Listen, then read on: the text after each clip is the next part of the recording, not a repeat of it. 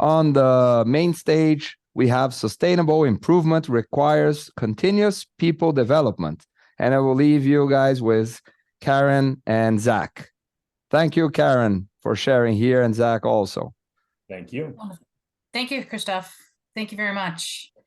Well, Zach brings up our presentation today. My name is Karen Gaudet, and I'm a senior coach with Lean Enterprise Institute here in the US. And I have the honor of being joined by Zach Kaufman. Zach, why don't you go ahead and introduce yourself a little bit and tell us who you are? Yeah, thanks, Karen. My pleasure to be here today and present to the global network. I'm, again, Zach Kaufman, Director of Operations at Viwinco Windows and Doors. We're a custom window and door manufacturer in southeastern Pennsylvania.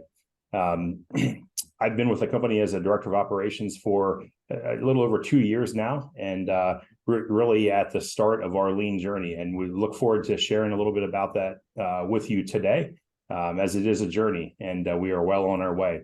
Prior to working at Viwinco, I did have experience in motorcycle industry with Harley Davidson for a number of years in a variety of engineering and operations roles, where I've used a number of these techniques and learned a lot about processes. And now we're having fun applying that to window manufacturing.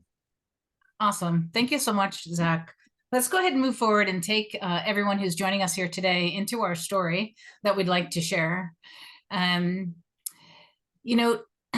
us a little bit about, your value-driven purpose at Viwinco and why a lean transformation. So why take on this level of transformation for the organization?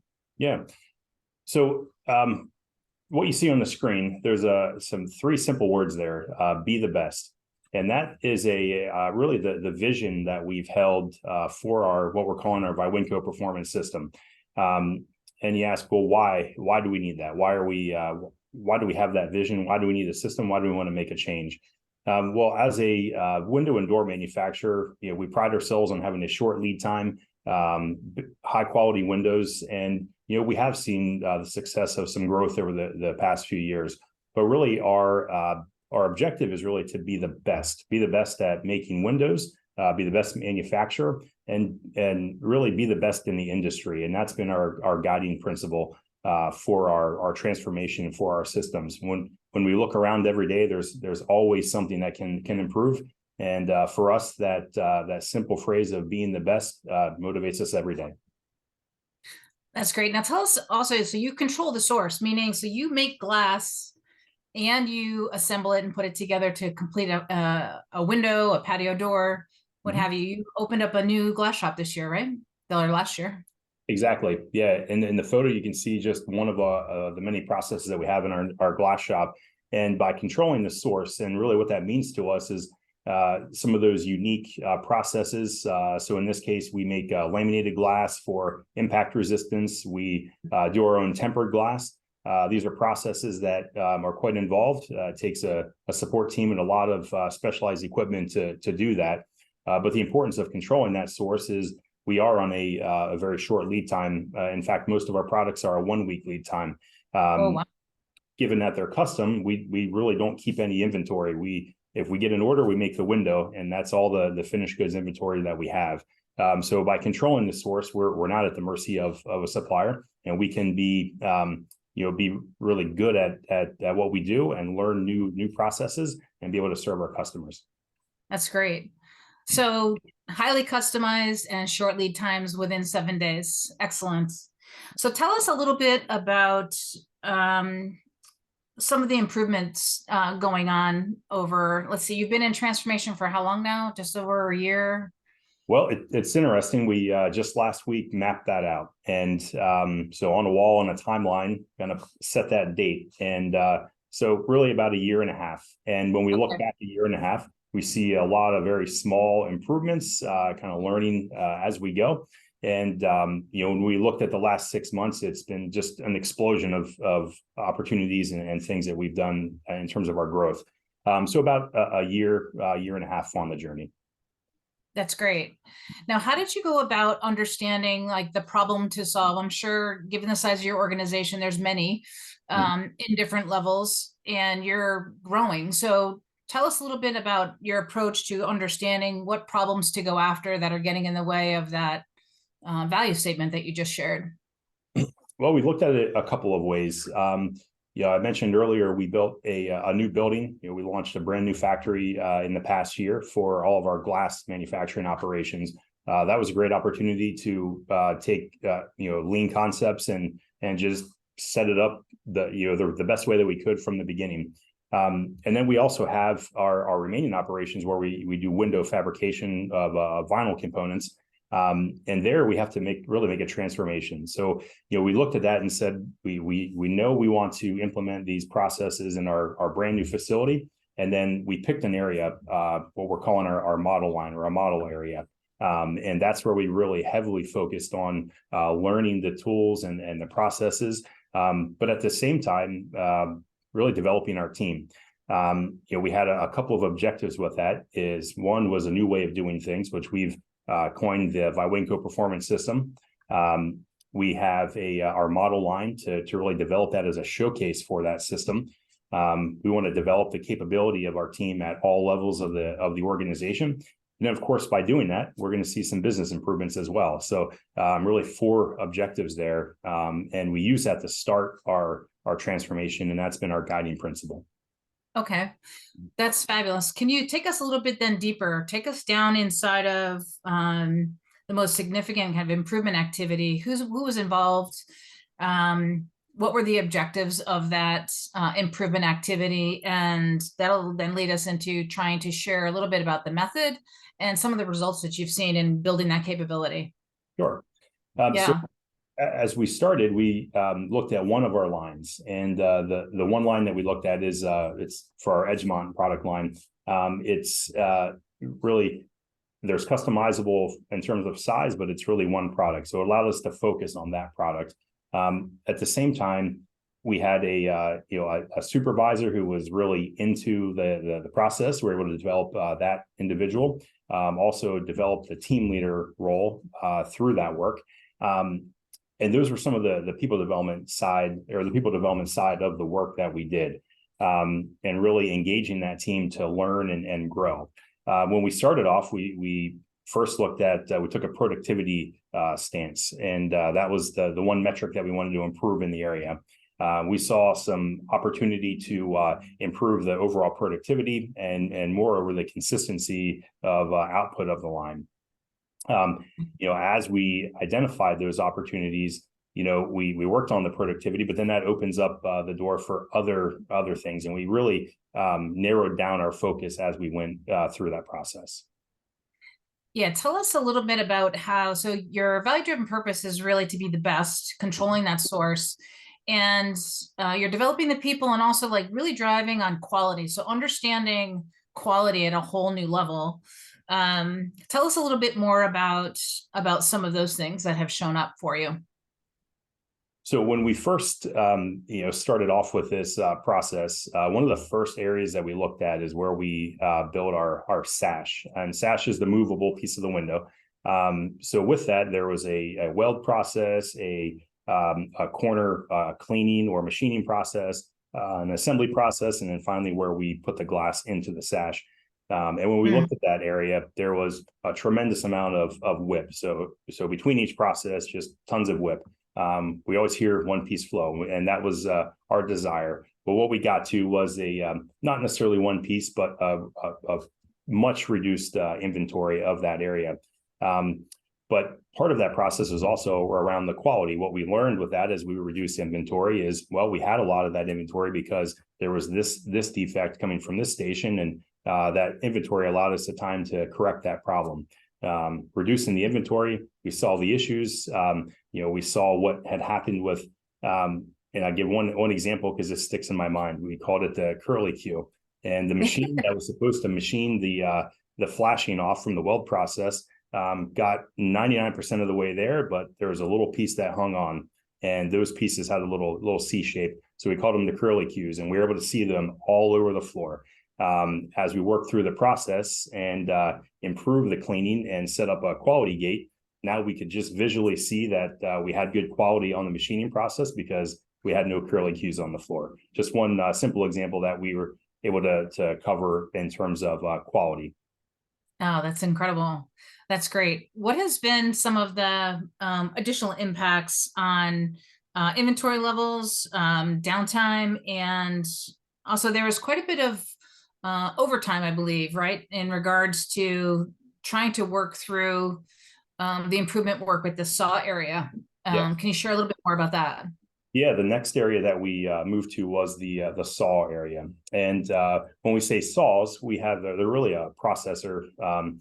We make our window out of a vinyl extrusion, so they come in a preset length, and we're cutting custom sizes out of that. So part of the saw operation is to optimize the orders that we have to get the most out of each piece of material. And the saw process actually had four saws and 4 people running those saws. None of the saws worked at the same pace. So while we're trying to make one window, we could make far more of one piece of a material than another piece of material.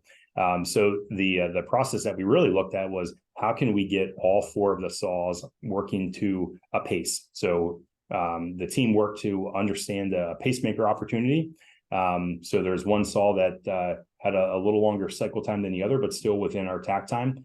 Using that as a pace, we changed the process on how that work was done. And this really ties in with some of the productivity improvement, where rather than one person at each saw, we were able to manage it with a person loading the saw on the back end and a person unloading the saw at the front end. And they rotate through each saw, one rotation for every cycle, and we can keep up with production that way. Oh, that's outstanding. Yeah. That's outstanding. I know that kind of through this process as well. So we're impacting people, trying to improve quality of the product, and really trying to stay inside that purpose of being the best and delivering on time. Now, there was some work done with people development, which enabled, this need of developing team leaders, which hadn't really existed before. So not only getting the inventory to a manageable degree to ensure quality, but also then developing others. Can you share with us a little bit about the impact on the team members that has been created through this period of time in improving the work in this way? Sure. So one of the objectives of us with our productivity improvement is, when we did reduce the overall work in the saw area from 4 people down to 2, that did enable us to develop an actual team leader role. Previously, we didn't have a team leader role. We had a lead person, kind of really a good operator, but not necessarily working in a team leader role. So this allowed us to pull that person offline, develop that role, and turn it into an actual planned process. So that was a huge benefit for us to be able to get that team leader role and get them engaged in the process. We structured it to where that team leader then had their own key performance indicators. They were using their standard work. They were able to work on training. And by pulling them off of the line and really able to observe the work, the team leader was able to write a training process, write job instruction sheets, which had a tremendous impact on our employees overall. When we had changed the job, so if you can imagine, we're on the saw process, we have 4 saws, we have 4 people, now we've gone down to 2. It feels like a lot more work, but things are moving very, very quickly. You just have to stay on pace. By being able to learn that work, it was taking a longer time. One of the real success stories that we had was using a job breakdown sheet and using a planned training process. We were able to take some new employees and in a matter of a couple of hours, get them proficient on the saws rather than where it had taken days. And actually, when we were working on that particular Kaizen event, we had an employee who had been there for about a week and a half. He was actually struggling with the job, and put him through the training plan using the job instruction sheet. And in a couple of hours, answered a lot of questions, showed him the key points in terms of safety and quality for the job. And he was a much happier, much better performing employee after that. Nice. So really good success with having that planned process. Oh, that's so exciting to hear about. Let's move forward with how has that impacted. So in these pictures here, I can see Mike, who's the manager of this part of the plant, with the supervisor and team leader. Take us inside these pictures and what we're looking at here.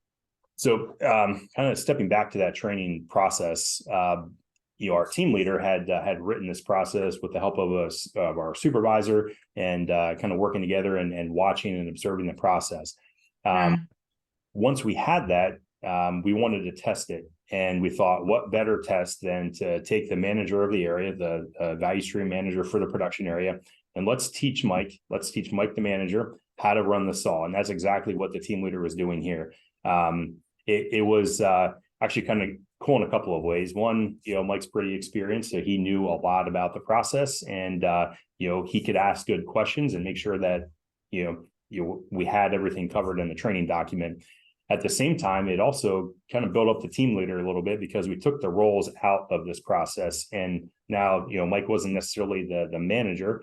He was the learner, and the team leader was the teacher, and kind of set it up for that role, not necessarily the title of who they were. Really cool experience. I think our team leader was nervous for the first few minutes, and then became very comfortable training Mike. And from that point forward, she was very comfortable training anyone that came into the job. That's great. That's excellent. The impact to the people who have been involved in this improvement work is just incredible. How has this been impacting the leadership team? I know in some ways, Vywenco has taken a unique approach in ensuring and including the HR team, as well as finance and others. It's pretty cross-functional so far. Can you share a little bit more about that approach and how this is impacting them? Yeah, what we had decided early on as we planned our Kaizen events was, we're going to be in a specific area. We want to be able to make an impact on that area. We want to be able to teach people the techniques. We want to develop our team, but we don't want it to be just focused in one area. So made a very conscious effort to bring in other departments, be very cross-functional with all of our Kaizen events, which has been extremely helpful with our team. Whether it's HR or accounting or the R&D department, really understanding how the process works. A couple good stories about our controller. She was part of a Kaizen event and got really into the process overall. She's writing work instructions, and really getting a good understanding of that part of the business, which may not have had that time on the floor to see that otherwise. It's also allowed us to open our eyes for how do you apply these tools and these techniques to other areas and other things. I know our purchasing team is taking that training approach and writing standard work on how to order material, and they're working on that now. So we can apply these types of techniques across the board for any role. That's excellent. Excellent. That kind of leads me kind of to the next part of our conversation, and that is in direct relationship to the management system. There's the leadership behaviors and the management system that go hand in hand. Share with us a little bit about how this is evolving for you during this transformation, the system itself, and then the leaders that are showing up within that system, and how that's working for now. Yeah, we've got a couple of photos on the slide. Really some evolution of how we've been using our management system to track.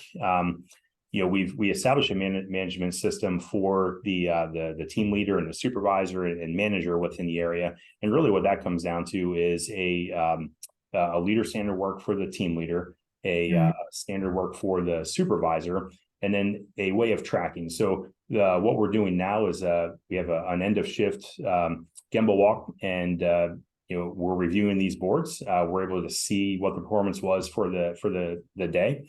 And what we started out with was tracking one day at a time. We ended up with a week of information, and that kind of got wiped off. And then we started over the next week.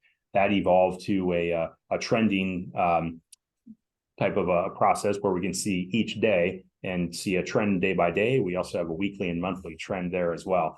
And what that's allowing us to see is the work that we're doing over time, is that really making an impact or not?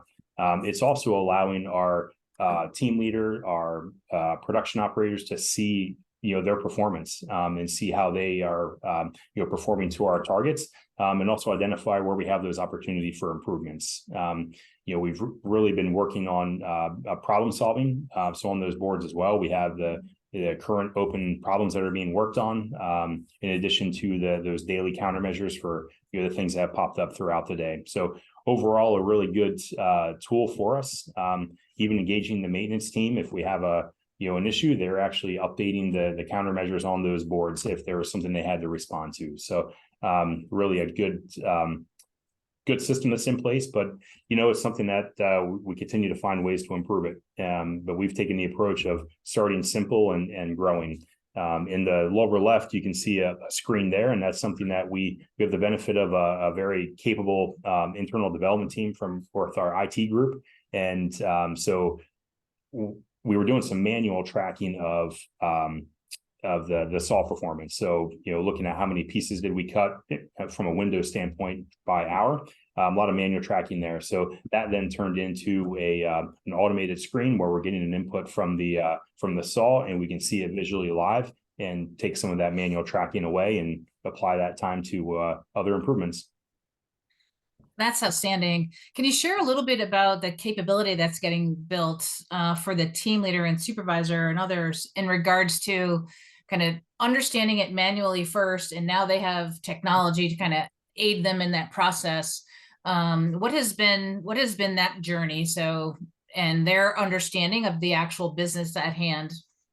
Well, I think by doing it manually first, and whether it's a manual log or a whiteboard or some way of tracking, that allows that team leader or the operator or the supervisor to really understand what's happening. Many times, if you start off with an electronic tracking, you don't know what's going on behind the scenes, and it's very easy to just look at the screen and not see what's happening in the work. So by starting off with that manual process, it's really allowed the team to understand the work. And then whenever we go to design the tracking or the automated tracking, it really supports the work and gives us the right indicators that we can respond to. So that's been our approach. It also saves a lot of time on rework on creating a screen or a tracking dashboard. Yeah, that's great. How have you seen the engagement of the operators and the other team members through this process? It's been good. I think as they've seen improvements, I'll give one example. We were improving a process where we weld the frames, and there was some hardware installation there that was in a different station. And as we worked on improvements, the operator surprisingly actually said, "Hey, I've got some wait time." So the supervisor and team leader, they worked with her and said, "Okay, when you have wait time, stand here." And they did that for a couple of hours and monitored to see what that wait time was for some observation. And nice. By doing that operator was able to say, "Hey, I could do more." And we actually moved some of the hardware installation to that jobs because they could do it during the machine cycle time, which was a really cool thing because it doesn't always go that way. And I won't tell you that every process goes like that, but that's one example of where the operators are becoming very involved in improvements. That's a great example. So that leads us to kind of the basic thinking and what's underpinning kind of a lot of these assumptions that Wiwenco is developing through this transformation. Can you share a little bit more about what does that really mean for the impact on developing the people within the organization, to include the leaders, and some of the structure that you have in place that didn't exist before? Yeah. Well, what we're showing on this slide is, for one, I have our team leader standard work. And we made it a very simple, this is essentially a clock. So every 15 minutes, there's, a couple tasks that need to be done every 15 minutes to try to keep that simple. This is on the board right at their workstation. So this keeps them engaged with, one, understanding the process, being at the floor, going to each area, and also has time for if there's a defective part. Every hour they're going through, they're seeing it, they're tagging it, they're they're putting in the correct spot to be dispositioned. And then there's also time for problem solving. So looking at in that hour, what problems did I see, and let's start problem solving. So that's helping the team leader really think through that. The other items that I'm showing is really related back to our training. So previously, we would create a work instruction. We have an engineer create that instruction. It's got a lot of great detail, a lot of pictures, but if you hand it to somebody, it's very difficult to train. And so that's where this job breakdown sheet, where we have really adopted that. And that was a tool that shifted some of the responsibility to our team leader and our supervisor to write out in regular words, this is the work that I'm doing. This is how I do it. And then this is why I do it that way.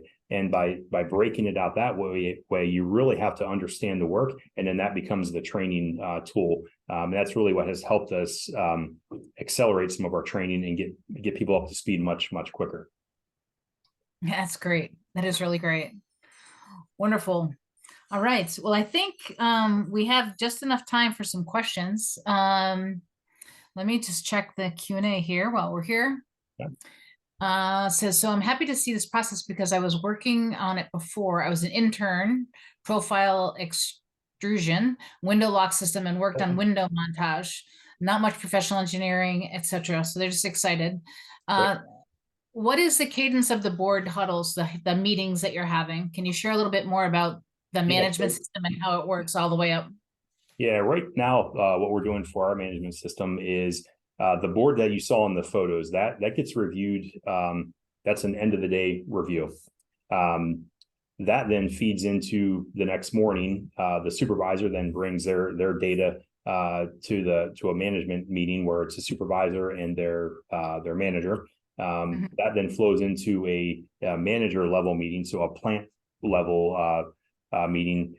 That's a very quick one to look at the status of where we are across the factory, and gives us some opportunities and to go see if there's a problem or something we need to go work on. The team will actively from that meeting then go to that area. We also do a midday check at the supervisor manager level. So that's the extent of our management system now.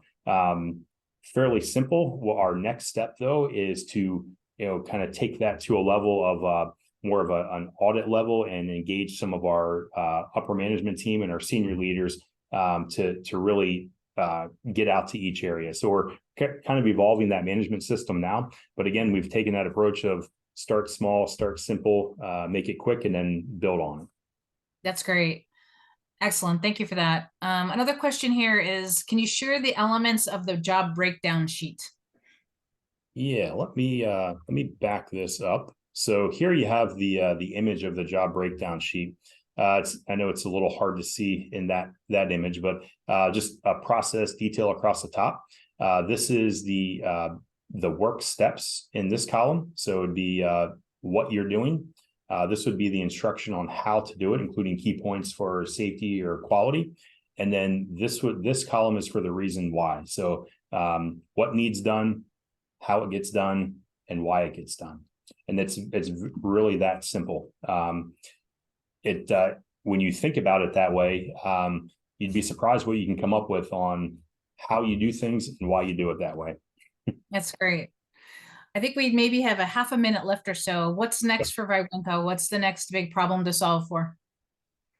Well, our next big problem is to take what we've learned from this, what we call the model line. And we've spent some time really defining that. What is the model line? So we can make that a tool that we can take across other lines.